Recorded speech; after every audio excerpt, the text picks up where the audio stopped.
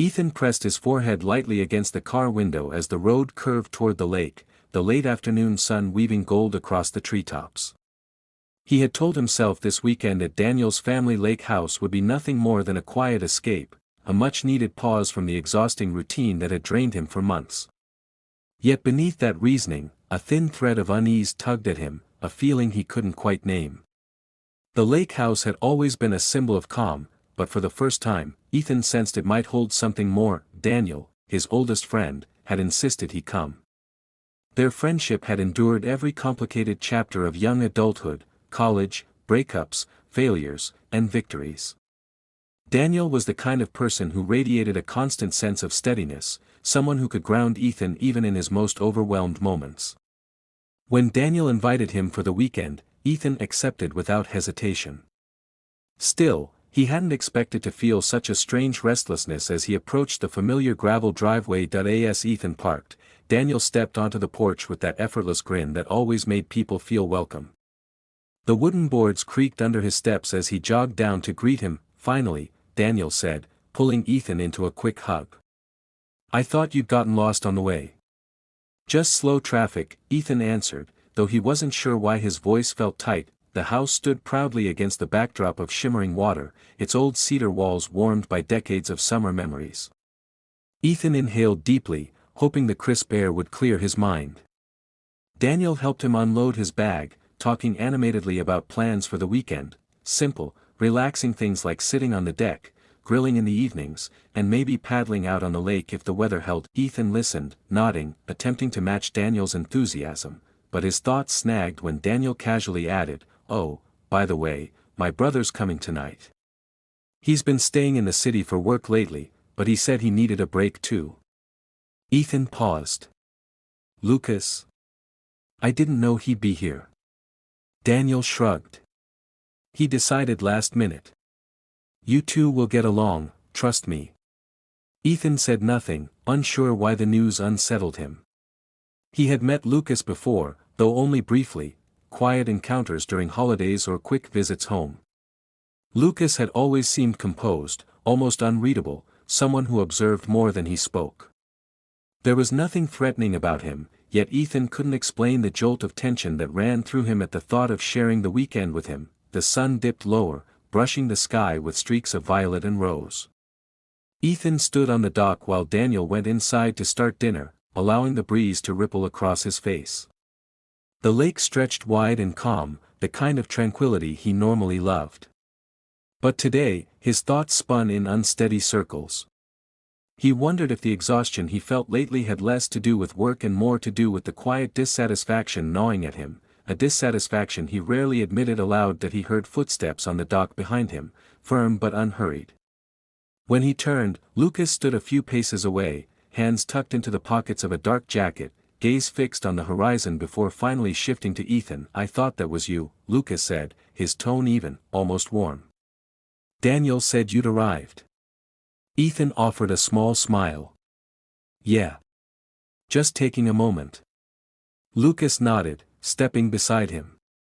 They weren't close, not really, but the silence between them wasn't awkward. Instead, it carried a strange familiarity Ethan couldn't pinpoint. Lucas's presence felt steady in a way that contrasted sharply with Ethan's restless thoughts. "It's been a long month," Lucas murmured, watching the water. "Coming here helps me remember how to breathe." Ethan exhaled slowly, surprised at how much he understood that sentence. "I think that's why Daniel dragged me here." For a moment, Lucas's eyes met his, calm, perceptive, searching. Ethan felt something shift, subtle but undeniable, like a quiet truth brushing against him before slipping away again. Before he could say anything more, Daniel called from the porch, "Dinner's ready. Get in here before it gets cold." Lucas stepped back, giving Ethan a small, almost knowing smile before heading toward the house. Ethan remained still for a heartbeat longer, watching the ripples across the lake.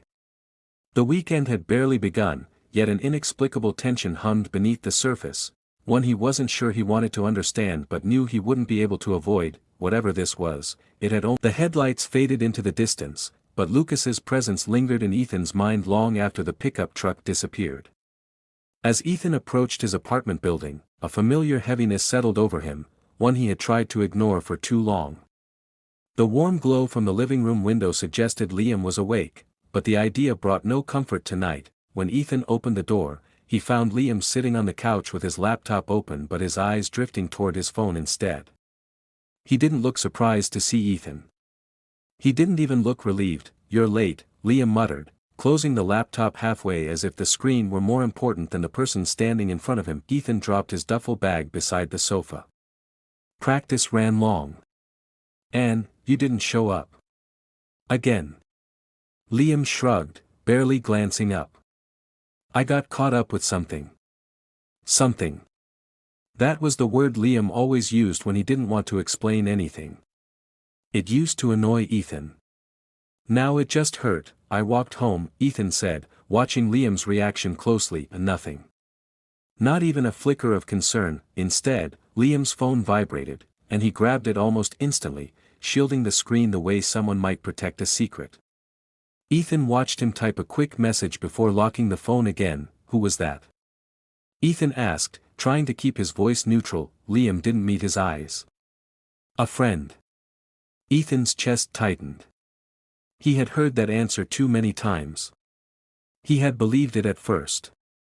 Now, it felt like a rehearsed line, one spoken by someone slipping away. That he walked to the kitchen, trying to find something to distract himself, but the silence between them felt like a wall. When Liam finally got up, he didn't walk toward Ethan.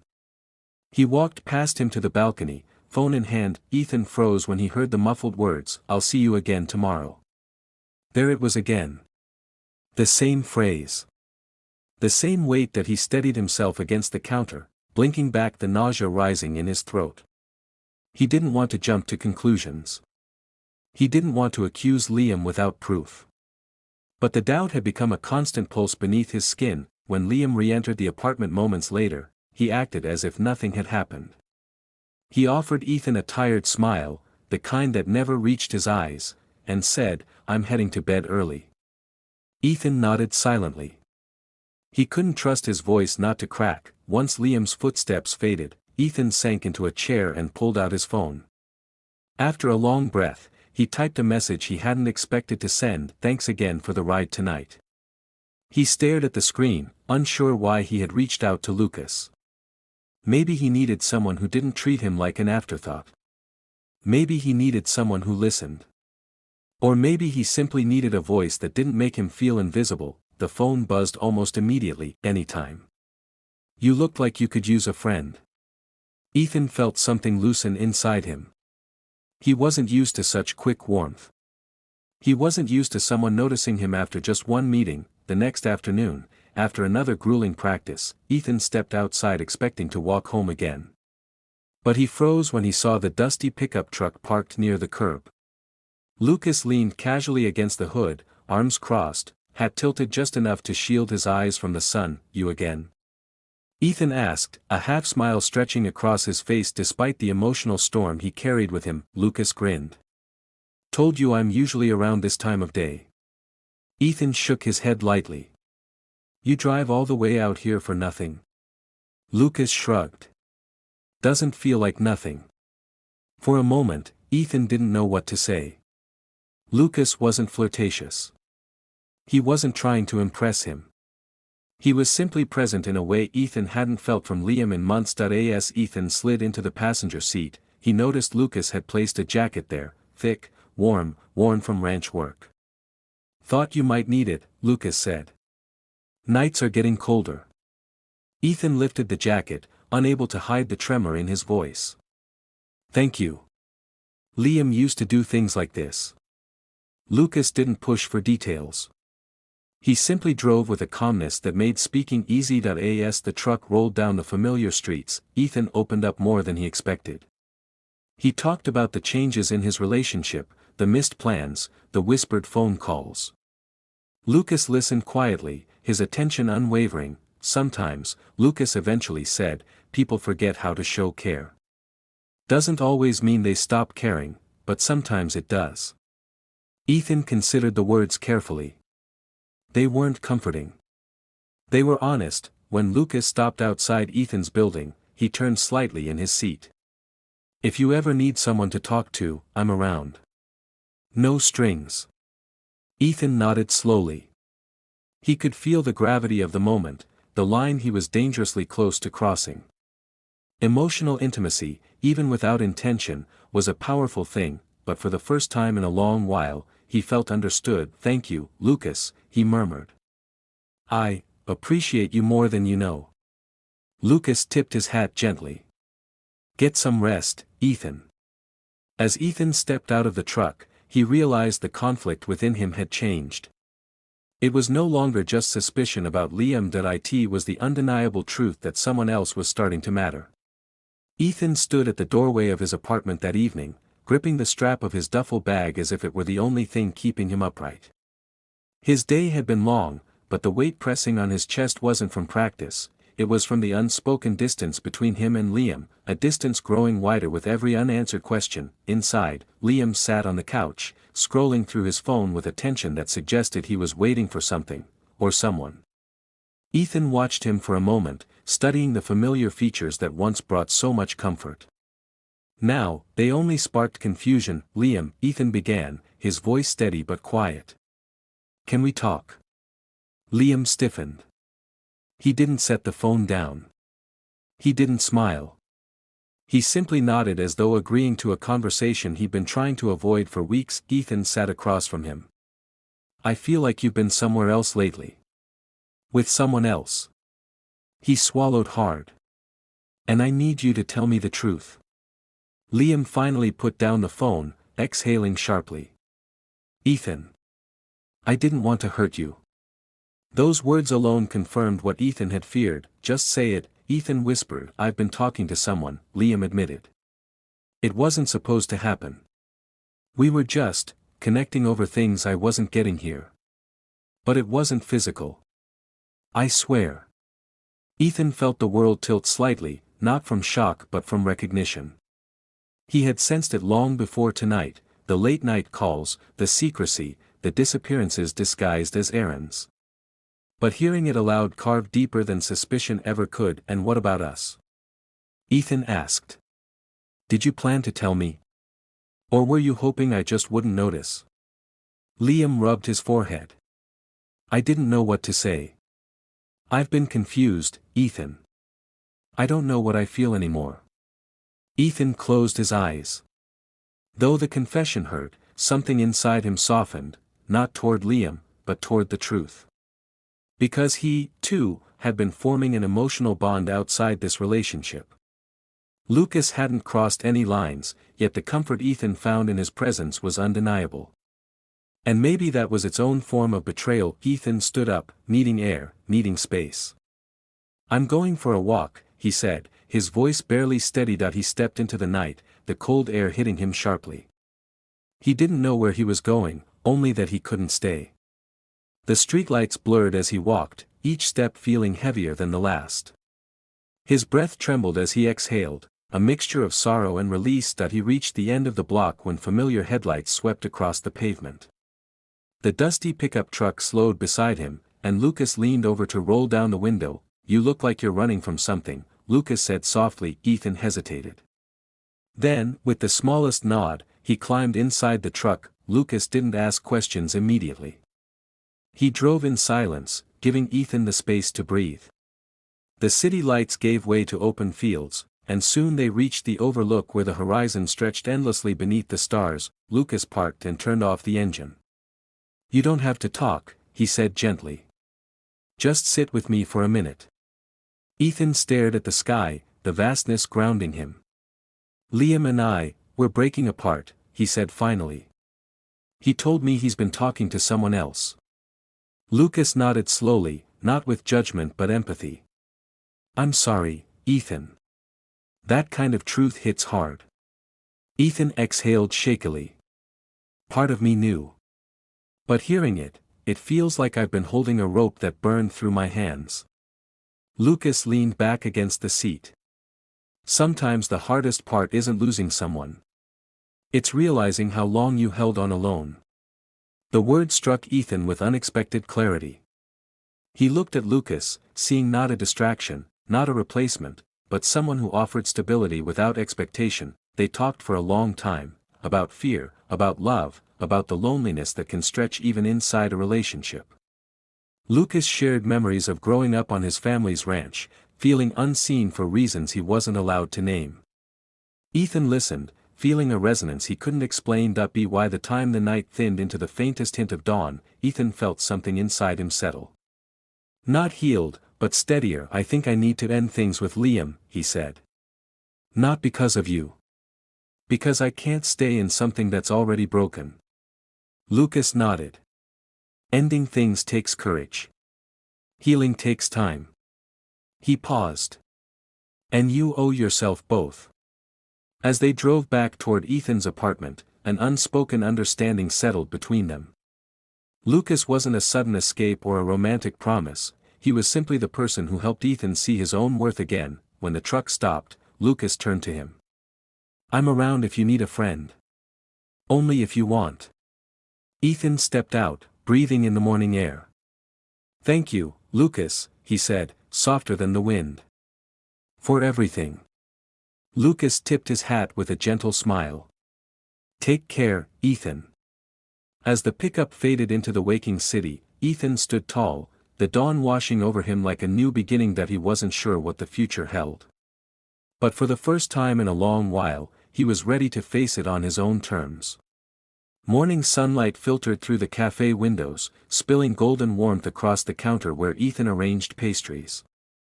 He had become part of this place, its quiet hum, its rhythm, its scent of freshly brewed coffee that spoke of new beginnings. Customers greeted him by name now, and his laughter had returned, though soft and careful, like a song relearning its melody. Ryan watched from behind the espresso machine, a small smile curving his lips. He had seen Ethan transform from a hollow shell into someone alive again. The pain was still there, buried beneath the surface, but it no longer defined him. They rarely spoke of the past, but every shared glance carried the silent truth that both had been broken once, and were slowly rebuilding. That afternoon, while restocking sugar packets, Ethan froze. Through the glass door, he saw a figure standing outside, an image from another life. Mark. He looked the same, perfectly dressed, confident, but there was something unfamiliar in his eyes this time, uncertainty. The bell above the door chimed as Mark stepped in, scanning the cafe until his gaze landed on Ethan. Hey, he said softly. The sound of his voice stirred old memories Ethan had worked so hard to silence. Ryan, sensing the tension, glanced up but stayed back, giving space without leaving completely. What are you doing here? Ethan asked, his tone calm but guarded. I needed to see you, Mark replied, moving closer. I made a mistake, Ethan. I shouldn't have let you go. Ethan felt the air thicken. The part of him that once longed for closure wavered, but the scars reminded him why he'd left. You didn't let me go, he said quietly. You replaced me. Mark's eyes glistened. I was scared. You lost your job, things got hard, and I panicked. But I've changed. We can start over. Ryan turned away, pretending to clean, though his movements had stilled. Ethan's chest tightened, not because of love, but because of the weight of history pressing down on him. He looked at Mark, really looked, and saw not the man he had once loved but the reflection of who he used to be, fearful, dependent, desperate for approval. No, Ethan said firmly. I'm not that person anymore. Mark frowned. You're seriously turning me down? After everything we had? Ethan's voice didn't rise, it deepened. You didn't just cheat on me, Mark. You made me believe I wasn't enough. And for a long time, I believed it. But not anymore. The silence that followed was heavy but liberating. Mark's expression shifted from regret to disbelief, then resignation. He nodded faintly, turned, and walked out, leaving the bell above the door trembling in his wake. When Ethan turned, Ryan was watching him. Their eyes met, not in pity, but pride. You okay? Ryan asked softly. Ethan let out a breath that felt like years of pain leaving his lungs. I think I am, he said. For the first time in a long while. Ryan approached, hesitating before placing a comforting hand on Ethan's shoulder. You didn't owe him anything. You chose yourself, and that's brave. Something unspoken passed between them. Ethan met Ryan's gaze, noticing how steady and kind those eyes were, how they had always been. You gave me more than shelter, Ethan said quietly. You reminded me what it feels like to be seen. Ryan smiled faintly. You did that yourself. I just kept the lights on while you found your way back. They stood in gentle silence, the hum of the coffee machine filling the space between words. There was no need for grand gestures. What existed between them wasn't impulsive, it was patient, honest, and real. Weeks later, autumn settled over the city. The cafe had become a gathering place for locals seeking warmth against the chill. Ethan now managed the morning shifts, while Ryan handled the evenings. Their partnership, both personal and professional, ran deeper than labels could define. Sometimes, after closing, they would sit on the back steps, sipping tea and watching the city lights flicker below. On one such night, Ryan said quietly, "It's strange how people enter our lives at the exact moment we've stopped looking." Ethan nodded. Maybe that's when we're finally ready to see them. He leaned back, looking at the night sky stretching endlessly above. There was no pain left, only gratitude.